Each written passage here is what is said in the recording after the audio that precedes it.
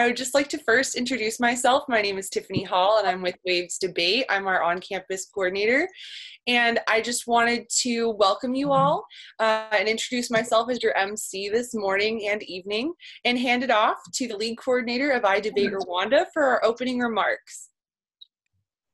All right. Hello, everyone. Good afternoon and good evening to some of us. My name is Bangali. As she said, I'm the lead coordinator at iDebate. For those who may not know what we do, we're a non-government organization in Rwanda, and we use debate as a tool to enhance critical thinking and public speaking in the Rwandan youth. So first of all, I would like to thank everyone that is here. Thank you for the time and participation in this. So today marks our first online debate, like internationally, and we're sending a special shout out to Pepperdine University debate team and staff that has been working with us for the past few weeks to make this happen. Thank you, Abby. Thank you, Tiffany, and the group at large. So today's theme is technology and relationships, and we hope to have an educative and informative debate. I'm really excited, and good luck to both teams. Thank you. Thank you so much for those opening words. Now that we've sort of gotten to know one another, I'd love to tell you all a little bit about Waves Debate. Waves Debate is a co-curricular at Pepperdine University, and we focus not only on competitive debate, but also fostering community and dialogue through different programs that we have available, including our Let's Argue Elementary program, our on-campus programming, as well as our global debates. So we're so excited to be a part of this and to partner with iDebate Rwanda today. Without further ado, could I please have the first speaker from the Technology is a Benefit to Relationships team unmute yourself and begin your 5-minute speech. Start whenever you're ready. So today, Jerry and I are so honored to be part of this discussion and to present an argument for how technology is beneficial to relationships on an individual level to a global level. On an individual level, for every study that shows that social media correlates with depression or that technology blocks technology to form relationships creates more offline relationships, closer interactions, and even more satisfaction within relationships. Technology has become so pervasive through our everyday lives that any research can only show a small facet of how it interacts with each of us through our whole lives. So permit me to introduce a small thought experiment. If you could press a button and choose to get rid of every way of forming relationships through technology, emails, phone calls, text messages, any social media, any interaction with people through the internet at all, would you? I think that most of us, as we sit here holding this important discussion, forming important relationships through technology at this very moment would choose not to. And I would postulate that this is not only because of the familiarity of technology, but because we recognize that technology is truly a more beneficial force for our individual relationships, from forming professional connections to keeping in touch with our grandma in the long run.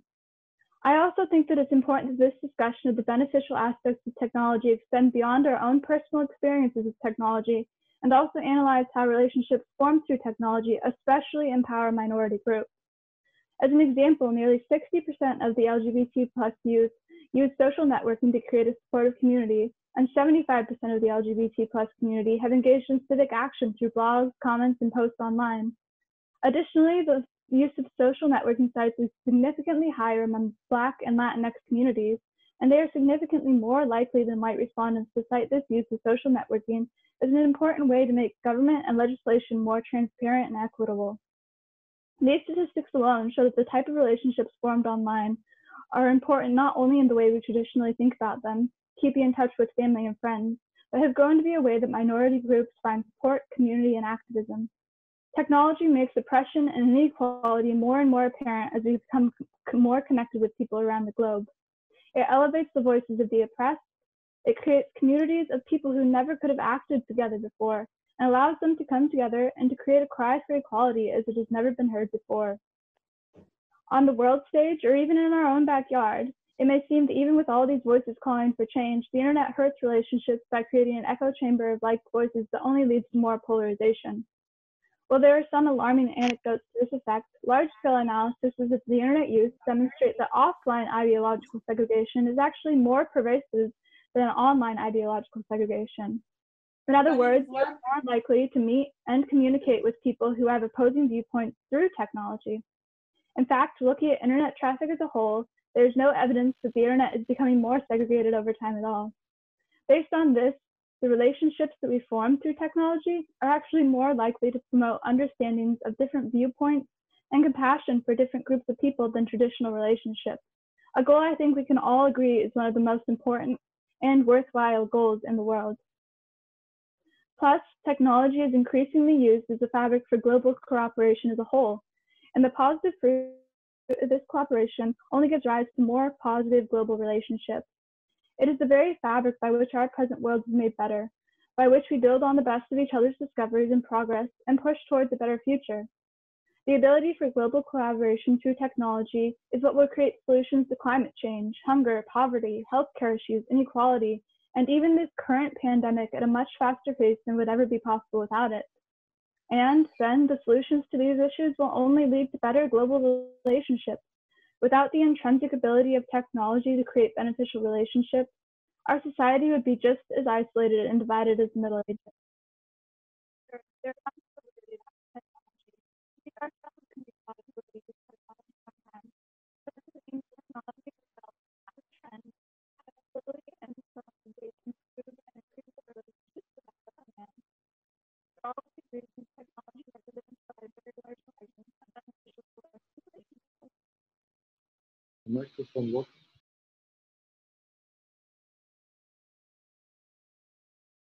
If that's your speech, sorry, you cut out a little bit at the end if you wanted to repeat your last closing statement.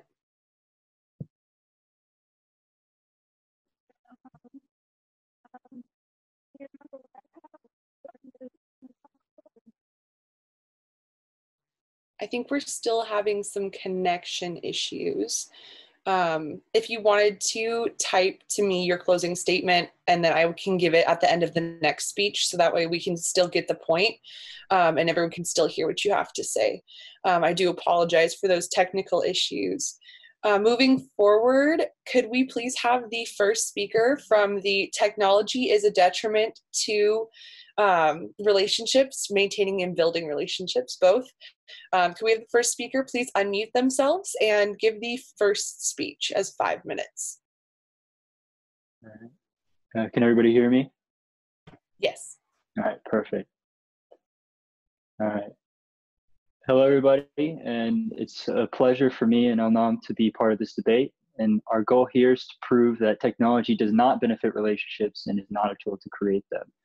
Before we look into the reasons why I believe this to be true, I think it's important to look at a little definitional and framework analysis so we understand what we're talking about and how we can best judge this debate. The first point I want to look at is that what is a relationship? There are a lot of different types of relationships, and we need to look at what we're talking about when we're saying, does technology benefit relationships? And I think the best way to look at this is from the standpoint of the common man definition of relationships, which is of friendships or romantic relationships. So when we're talking about relationships in this resolution, I think we mostly need to be talking about friendships and romantic relationships. The second point of framework I want to talk about is how we should debate, or basically a metric for determining who wins the debate in the end of the day. And the metric is as follows. The pro-tech team needs to prove that technology is a net positive for relationships, that it's a net positive for the quality of relationships and creating relationships. We as the anti-tech team must prove that it's a net negative, and that the neutral team who's trying to prove both sides needs to prove that it's a zero-sum game, essentially. I think that's a fair and equitable way to judge today's debate round. And I hope you consider that at the end of the day when you're considering who won today's debate. So now that we understand what we're talking about and how to judge the round, let's look at some reasons why I believe and my partner believes that technology does not benefit relationships and is not a tool to create them. So let's look at the first point of that technology results in shallow relationships. I have a couple subpoints here. The first one is that technology and social media in particular, which is the main way you interact in relationships with technology, has a heavy emphasis on physical appearance, especially things such as Instagram or Snapchat. There's a heavy emphasis on physical appearance, which we can all agree is a lot more shallow than interacting face to face with somebody and trying to get to know them through conversation and through understanding. The second subpoint under here is it's harder to truly know people you're communicating with on a deeper level. You see, relationship is communication and communication is relationship. Therefore, the quality of your communication is often the best barometer for the quality of your relationship.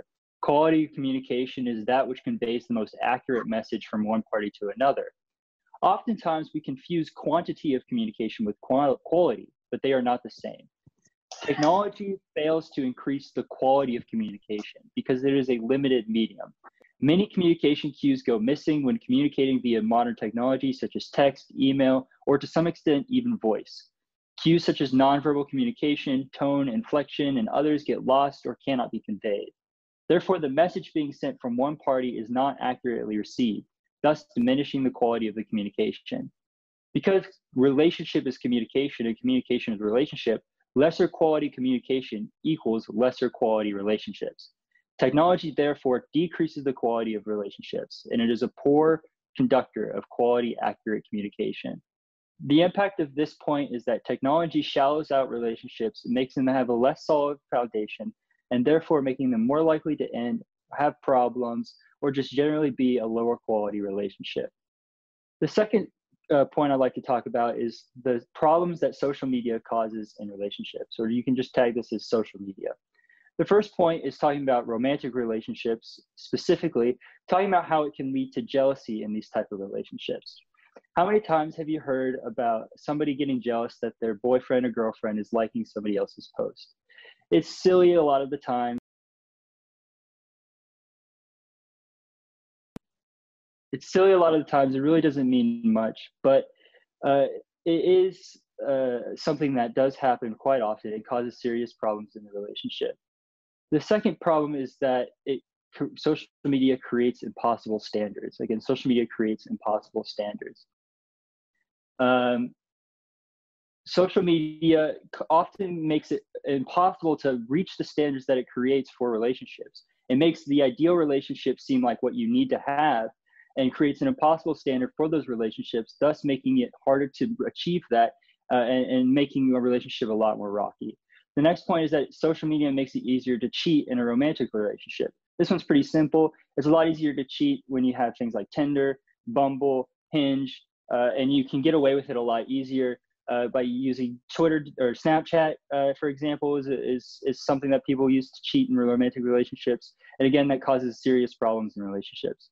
The final point under this is that social media enables unhealthy behavior such as online stalking. Social media allows their partners to constantly stalk their other partners' online profile, nitpicking everything that they're doing, as I talked about at the beginning of this point of social media, such as liking another girl's post or liking another guy's post. And this is borderline abusive behavior, and it's enabled by technology and social media. The impact of this is that social media damages relationships by making it easier to have toxic traits such as jealousy, unfaithfulness, and abusive behavior such as online stalking, and it raises the perceived bar of a good relationship to impossible heights. This reduces in a decrease in the quality of relationship and an increase in the difficulty of maintaining relationships. Therefore, we can see from this point that technology is not a benefit to relationships and is not a tool to create them. In the end of today's debate round, we must ask this question: is technology a net negative, a net positive, or simply a zero-sum game? I think in the end that even if you agree that technology has some benefits to relationships, that the net result, the net impact on relationships that technology brings is a negative, and therefore it is not a benefit to relationships and not a tool to create them. Thank you. Thank you so much, Luke, for that opening speech. I just want to revisit Samantha's points and read to you what she sent to me, so that way we have the full picture of what the positive side looks like. So it says here, plus technology is increasingly used as the fabric for global cooperation as a whole, and the positive fruit of this cooperation only gives rise to more positive global relationships. It is the very fabric by which our present world is made better, by which we build on the best of each other's discoveries and progress, and through push towards a better future. The ability for global collaboration through technology is what will create solutions to climate change, hunger, poverty, healthcare issues, inequality, and even this current pandemic at a much faster pace than would ever be possible without it. And then The solutions to these issues will only lead to better global relationships. Without the intrinsic ability of technology to create beneficial relationships, our society would be just as isolated and divided as the Middle Ages. Sure, there are bumps in the way when we adapt to technology. We ourselves can be flawed in the way we use technology sometimes, but that doesn't mean that technology itself as a trend has slowly and unstoppably improved and increased our relationships with our fellow man. For all of these reasons, technology represents, by a very large margin, a beneficial force to relationships. So that was the conclusion to the positive case. Now, moving forward, I'd like to introduce our middle ground case and would like to invite the first speaker to give their first 5-minute speech and unmute themselves. Thank you. Hello all. Today we have seen from both sides that there are certainly benefits and harms to relationships that come from technology use. Robert and I want to examine how both the benefits and harms are the result of how we use technology and how understanding these can help us move forward towards a healthier balance of technology. Research done by the Pew Research Institute shows us that technology is widely used among teenagers to communicate with friends and build relationships. 88% of teens use their phones to text friends, and 55% of them do so on a daily basis. Moreover, 57% of teens have made at least one friend using technology. These numbers show us that in the generation that has had technology most prevalent in their lives, it has come to play a big role in their ability to make and keep friends. The Mayo Clinic tells us that having friendships can increase your sense of belonging and purpose, boost your happiness and reduce your stress, improve your self-confidence, help you cope with traumas, and encourage you to change unhealthy life habits. We can clearly see that relationships, like those fostered by the use of technology, have an abundance of benefits to the individuals in them. Moreover, technology can actually act to improve relationships we are in. According to Psychology Today, research studies have shown that technology can help couples manage conflict better, communicate better, and feel closer to one another. Of course, technology can also interfere with relationships. Research done by Utah State University concluded that higher levels of technology and techno interference adds up to significantly less time spent together as a couple, less satisfaction and connection, and higher levels of depression and anxiety. Technology can also act as a distraction during face-to-face interactions and inhibit children from developing the skills necessary to foster these types of relationships. According to Professor Parker from the University of Alabama, close childhood friendships help kids build trust in people outside their families and consequently help lay the groundwork for healthy adult relationships. Since we can see that technology has both the potential to do harm and good, we must ask ourselves, how moving forward can we healthily use technology? Consider this quote, "And if the robots do take the jobs, it's our human qualities that will count. The greatest impact of technology on learning may paradoxically be to push us towards the human." The greatest challenge we face with technology is letting it overshadow our need for face-to-face relationships. The communicative interdependence perspective argues that if we're able to switch between face-to-face and technological communication effectively, our relationship will be closer and more satisfying. This may be a skill that has to be practiced and developed, but in the long run will be helpful in creating balance as technology becomes increasingly more intertwined in our lives. To help be able to make the switch, there are several tips we have compiled. 1. Use technology to initiate face-to-face interactions. Dr. Elizabeth Hall suggests using technology to set reminders to check in on friends and loved ones and to get notified of deadlines and events in your friend's life so you know when to offer extra support. She also suggests using technology to connect throughout the day or when you're away from your loved ones by posting comments and sending text. 2. Set boundaries for technology use in your personal life and relationships. Dr. Heidi Hanna compares technology usage to eating, explaining that we know the problems of eating too much or consuming the wrong balance of nutrients, taken more than we need, and we store it as fat, which is helpful in the long if we run out of food, but is toxic if we carry it around too long. Like with healthy eating, we have to set boundaries for when we use technology, what we use technology for, and how often we do so. Easy ways to accomplish this are setting aside specific times and places that technology must be put away, such as the dinner table. You can also set specific locations that technology is kept. For example, tablets are always kept in the office. Lastly, you can keep your phone and other technology in a separate room at night to avoid using it before bed or first thing in the morning. 3. Practice open communication about your feelings. Dr. John Grahl tells us that in order to practice better and more open communication, we need to stop and listen, paying attention to nonverbal communication and focusing on the here and now. While communicating, we need to force ourselves to actually listen to what the other person is saying, and also be honest in our responses and feelings. We can use these suggestions to have open conversations about what technology habits increase our stress or make us less present when with our friends. 4. Educate yourself and your friends on healthy technology use. Dr. Heidi Hanna again explains to us that if we look at how our brains are wired and what they really crave, we see a framework for unwinding our tech addictions and usage injuries, create a procedural manual for living a healthier, happier, and more productive life. We can take some time to do research on what healthy technology looks like and tips on how to maintain healthy balance, like the ones we're giving right now. This is easy if you use technology by just doing a quick Google search and looking at both research articles and lifestyle blogs. For all these reasons, Robert and I believe that technology offers us both benefits and harms, and that moving forward, we have the capability to balance these out and let technology be a positive in our life. Thank you. Thank you so much, Courtney, for your case. Circling back to the top of the round, I'd like to invite the second speaker from the technology is beneficial side to give their rebuttal speech of 5 minutes.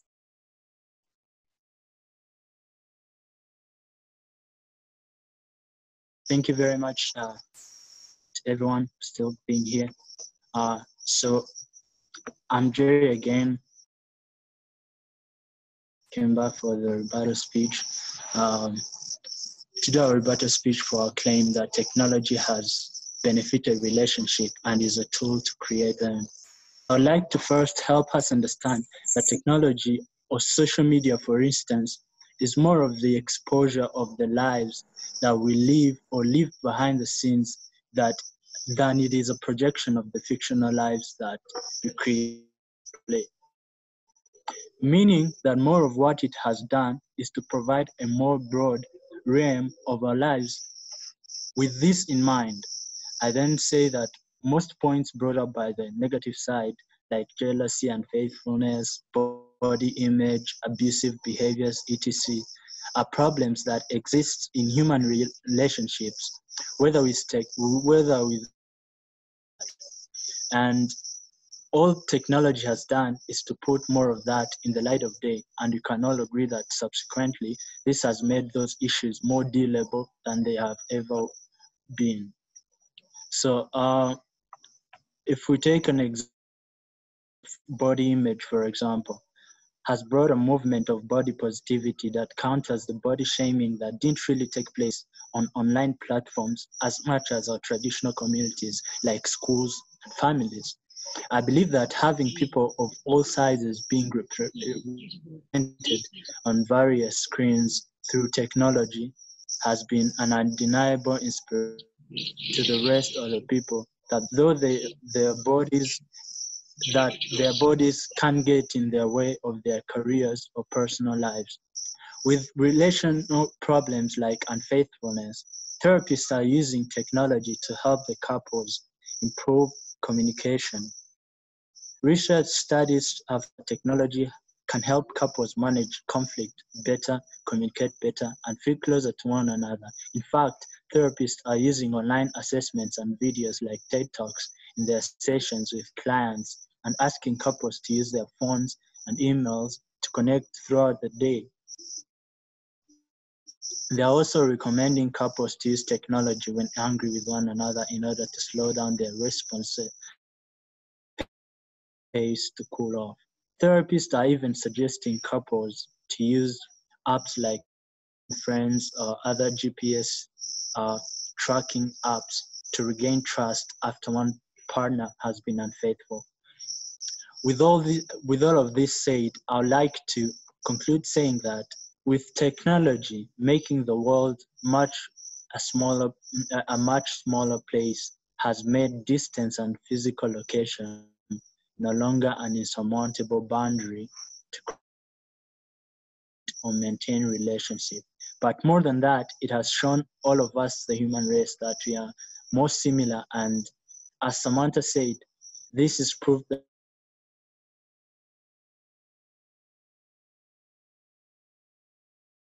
has been, but even when we think it can't get any better, we have been exposed to the most influential people's personal lives that we have related to sometimes in their lives. Therefore, being offered a beacon of hope that what we go through is not because we're or feel alienated, but know that we can go past betrayals or breakups or abuses or rejections and create more meaningful relationships just because celebrities gone through that in front of our eyes and came to the other side more healthier in all possible ways. Thank you. Thank you so much for that speech, Jared. It was great. Now I would like to invite up the second speaker for the negative case, that technology is a detriment to relationships, with a speech of no more than 5 minutes. Please start whenever you feel comfortable. Can you hear me? Yes. Okay. So I am going to start by refuting arguments made by side proposition. I'll refute other arguments made by the middle ground, and then I'll go back to rebuilding on my case. So first, proposition side starts by admitting that technology is detrimental to relationships according to various articles and research, but they base their arguments on one article that states the opposite, which we believe hard to take in as evidence, because the fact that only one argument takes it into consideration makes it not credible, and it's not evidence. So second thing is, we all have a hard time making rational decisions as it relates to technology because we've been made dependent on it. So the anecdote used is not an evidence. They say that technology creates more offline relationships, but here, as Luke said, we're not looking at the number of relationships that are created. We're looking at the quality of relationships that are created. We're looking if they're strong or not the number. So you might have a number of friends, but how many of those are you really, really like friends to? How many of them know you as a person, as an individual? So they also argued that technology empowers different minority groups to support each other through blogs and posts online. It's great that they're able to raise awareness and create equity, but that has no bearing on the quality of relationships they're creating. So the type of relationships they're raising is for the media, is to create equity, but what is the quality of relationship that they're building? How is their communication? As we said, communication is relationships, and relationships is communication. So side affirmative shows that technology promotes global cooperation to create solutions at a much faster pace. But this doesn't matter. Again, the question remains, what is the quality of the relationships that are being created? If countries globally are creating relationships, how does that help us? How strong are those relationships? How are the citizens of those countries benefiting from those relationships? Because you find countries being in collaborations, but those countries still have issues, they still have hunger and all that. So how are the relationships benefiting us? Even though it might be true that the echo chamber relationships are more common offline, and that those relationships are toxic to the community, they last longer because they have ideological similarities, which is the goal here, which is what matters in reference to the motion. The relationships last longer, they are stronger because they're in person, and and that's the goal according to this motion, stronger relationships, and this is offline. And going to middle ground, excuse me, going to the middle ground argument, they argue that teenagers text their friends on a daily basis, and that teenagers make friends, like one friend at least on internet. So again, we come back to that question: does the number count or the quality? So here we're looking at the number of relationships that they make, and the number of like actual friends they have, and how those friends benefit them. So communication, as we said, using social media is shallow. It's not intimate. It's not strong. It's not even deep. So all these relationships might be many, but they are shallow. So we question the quality of relationships created using internet.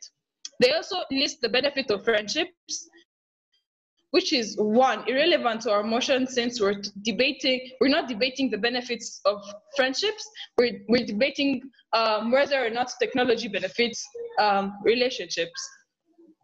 Again, number two, these friendships could be stronger and much healthier offline. They also say that couples resolve their conflicts using technology, which is obviously not right, because as we've seen, technology sets a standard of what relationships should look like, and that standard is artificial. It's unattainable. So, and again, people spend much time on their screens than, they spend more time on their screens than with their partners, causing more conflicts. So we understand that technology has more benefits. Has benefits, but it's to some extent. The quality is what matters, and technology has failed to show that. And with that,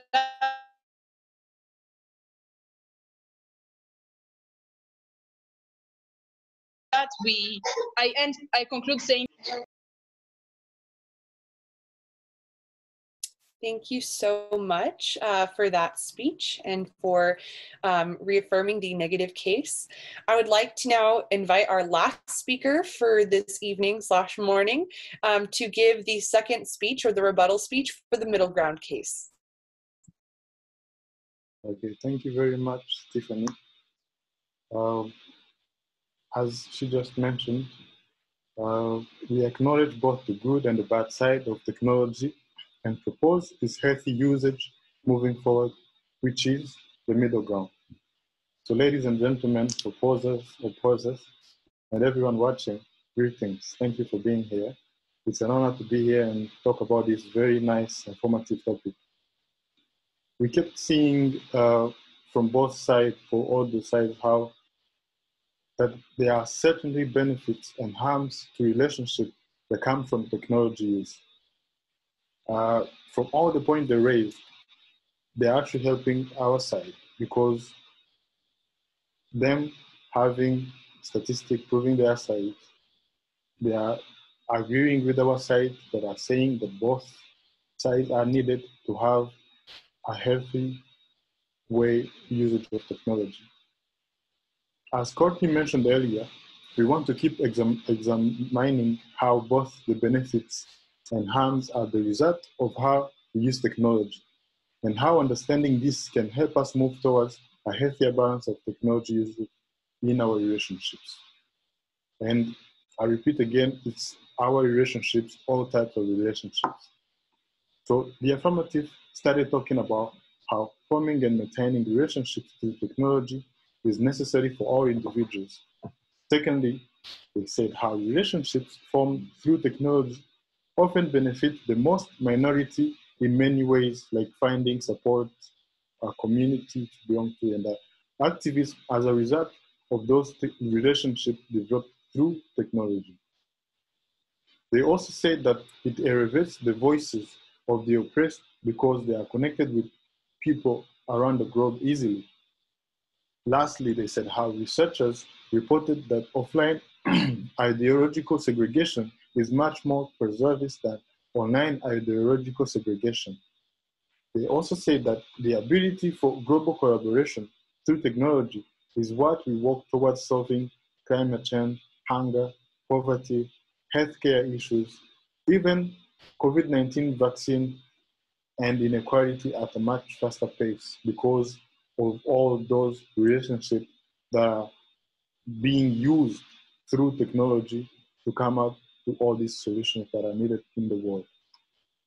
And then the opposers came in saying the negative effects of social media in general, like reducing people's self-esteem, increasing jealousy in relationships, both romantic and normal friendships, and also mentioning how they want better quality relationship than no quantity. But if you look closely, social media also creates impossible standards. It also makes it harder to be faithful, and it also breeds up many bad habits like stalking and so on. That's also what they said. But as the middle ground, we agree with what all the sides have been saying from the start. We agree with everything they mentioned. But we believe that we can't move forward if we are not aware of the harms and benefits to be able to become good users of technology. Think about it. Like, this thought experiment was suggested by Ms. Courtney. We all know the harmful side of ice cream, right? Even if we don't know, but there is a harmful side of ice cream. But if we were to suggest you to never eat again ice cream because it's harmful to you, would you actually do it? I think very few people of you will follow that advice. But instead, we will just tell you to eat it in moderation and on a balanced diet. So you balance everything. So if you were to focus only now on the positive side and say that technology has only good side, we'll be very naive, because we also know the downside. We know everything that was mentioned above. There are still much more harmful parts of technology in relationships. For example, when deciding to undergo a medical treatment that might save your life, but you always listen to the risk and what will be the side effect afterwards, so that we prepare and we are educated on what could happen and think of what measure we will take in case the side effects takes place. Also, writing off technology as only negative when we clearly see its benefit. Even right now, as we talk, we are using it right now and it's helping. If you were to say that no, technology is very bad, that would be, I don't know. I don't know why would you women still come here to use technology to speak. But we clearly see its benefit, and this will be somehow short-sighted. That's the word I was looking for. It is like insulting someone who feeds you for no reason, or your boss, even a mentor that made you the person that you are, and that is still helping you at that moment. But another technology side that wasn't mentioned is what's called the digital amnesia. A study was done by the Kaspersky Media Lab. After testing more than 6,000 people, it found out that people tend to forget many things fast because of relying on search engines like Google, you name it.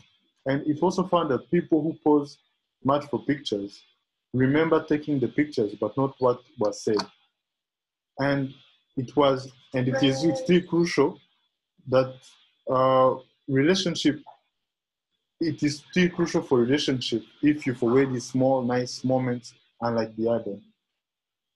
As I conclude, Courtney said there are many pieces of researches out there that can prove how harmful, as we've seen our fellow speakers mentioning, that can prove how harmful the use of technology can be. Though there are also plenty more researchers that say otherwise. We can't ignore the benefits of harms of, or the benefits or harms of technology.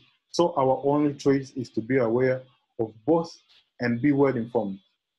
And let me give you this advice that Courtney mentioned. These 4 tips that we are giving you is the way to move forward. To help be able to make switch, let's say you were only using technology without knowing all this, or you were not using it. But these 4 tips that we combine to move forward. First, use technology to initiate face-to-face interaction in your day-to-day relationship. Second, set boundaries for technology use in your personal life and relationship. Third, practice open communication about your feelings. That can help. Honesty.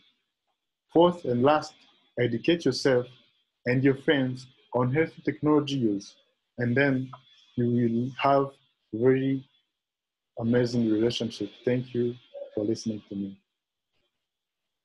Thank you so much. Thank you to all of our debaters for a wonderful debate today. As an audience member today, it's been really interesting to dive into all of the different facets of relationships, whether it's quantity over quality, which was a point that was continuously brought up, or whether it's like the possibility for good versus the possibility for bad. I think that I can speak for all of us when I say that it was really thought-provoking, and I appreciate all the hard work that our debaters put in today in trying to craft these very carefully thought-out speeches. So thank you again. I'd like to invite our audience members to submit any questions that you might have for our debaters into the chat at this time. And we'd love to field some of your questions based on the debate today. Additionally, if you think there's a clear winner, please go ahead and also vote for that winner by entering either 1 in the chat for technology is beneficial for relationships, 2 for technology is detrimental to relationships, or 3 that technology is like both good and bad, and there is a specific way in which we should use it looking forward to the future. So it seems like we have a question from Abby Smith. She says, I want to know if doing research on this topic has changed any of the debaters' opinions about technology use, especially during this pandemic.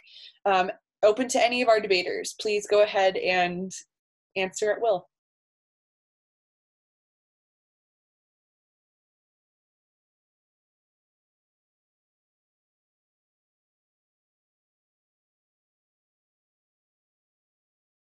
Personally, it has. Yeah, I got to do more research than I had done before, and hopefully my long distance relationship will be better this time. Thank you.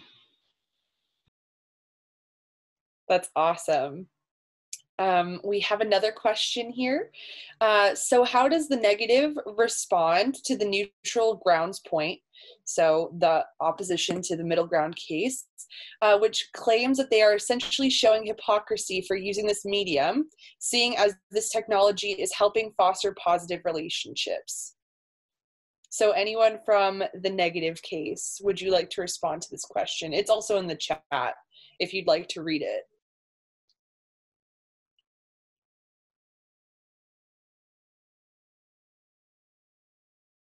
Yeah, I'll go ahead and answer that. Like I talked about at the beginning of my first speech, it's pretty much impossible for any topic to not have both benefits and negatives. So in order for us to actually have a fair debate, the way that the negative team wins is by showing that it's a net negative. And so that doesn't mean denying any benefits, but showing that the net result of technology on relationships is a negative.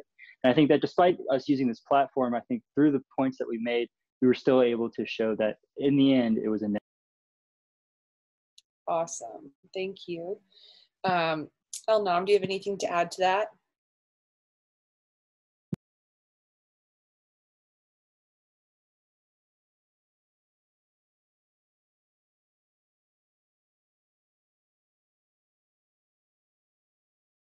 I think we might have lost Elnam. Okay, got it. She has issues with her internet. All right.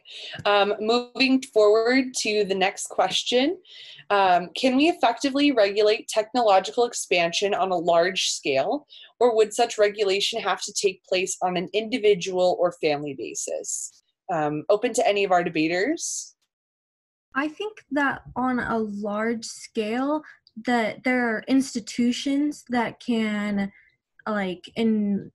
include in their expansion use of technology some of the things we mentioned about balancing it. Like schools are a place where kids learn a lot about technology usage, and those are definitely a large scale institution in the world, in individual countries, states, cities, or whatnot. And I think that schools are a big actor in how we teach kids to use technology and how teaching them to use that balance And I think a lot of schools already do things where it's like, this is a computer center, like you can't go over there any time in the day, or you have to keep your phone away during school, but we can like use technology to help us with our research projects or whatever.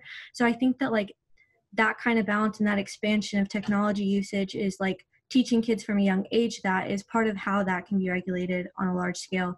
But even if, you know, kids practice something in school and then they come home and their family treats technology different, then there's going to be contrast. So I think that it has to occur on both levels to truly be like effective.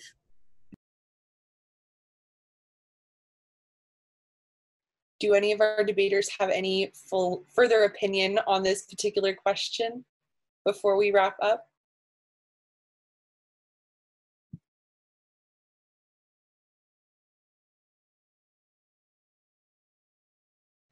All right, so that was our debate today. I really want to thank everyone for coming out.